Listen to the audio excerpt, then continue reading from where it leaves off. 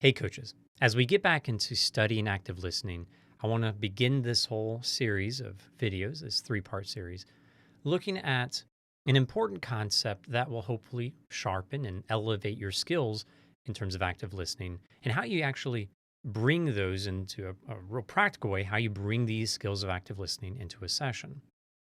So, the focus of this video is how do you take note of meta language? Now, let's begin by looking at note taking in general.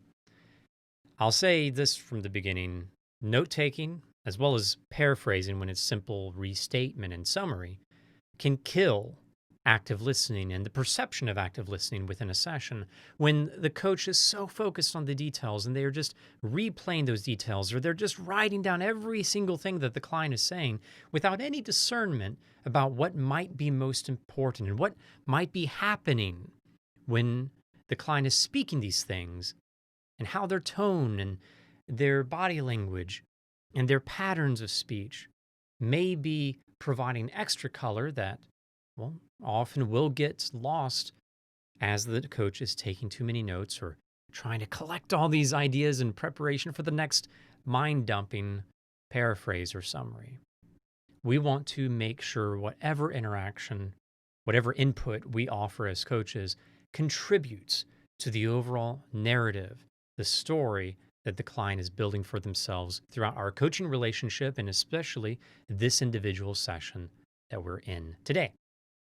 So instead of focusing on every little detail and every little thing, word, single word that the client has said in our note taking or summary paraphrasing, we can turn more towards meta language, overall language. These would be metaphors, metaphors that illustrate, or analogies, figurative language that illustrate significance of something more tangible. It brings to life in colorful language and metaphor something relevant to the client that they can't just keep inside this box of basic language. They need to express it with illustration.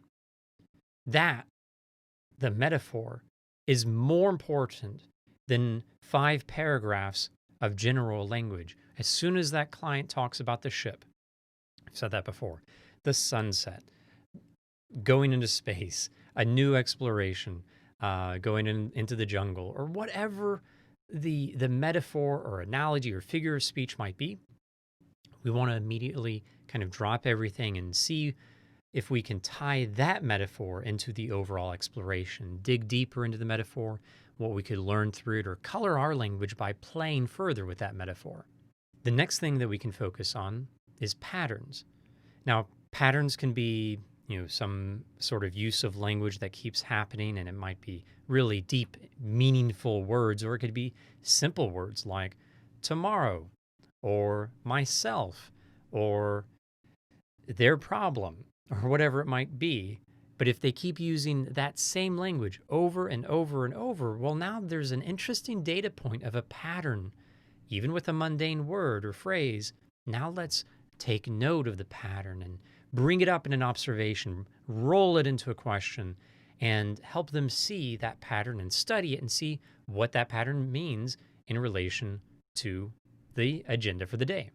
And finally, we want to have an ear out for named ideas when the client gives something a name, whether it's their relationship with another person and they call that a certain thing, a certain name, their sense of fear, they have an interesting name for that, or again, whatever the concept might be. Instead of expressing the concept, they go from that into naming. It's like, or it's not like, that'd be a simile, but they just simply name it. And similar to a metaphor, but you can recognize it as a very specific, almost personal word that they use for it.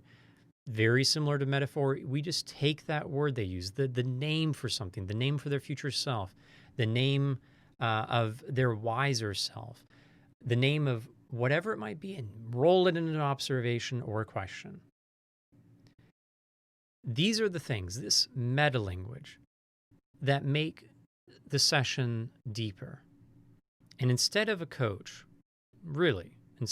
taking note of all the details, the coach's ears should be listening for the metaphors, the figures of speech, the patterns of speech, the things that are regularly being said, and the names of things. And these we can stack on top of just behavior and expression and tone. When we combine all of those things and take note of those, just those simple words, instead of writing two sentences as they speak, just the simple metaphor, the name of the metaphor. And when we do that, we have so much more time to be present, so much more headspace and focus to notice what's going on in the session and yet leverage some of this most meaningful content from the conversation. I hope this is helpful in helping you elevate your active listening skills as you go beyond the basics and the details and really step into the space of artful coaching. Thank you for listening. Thank you for coaching.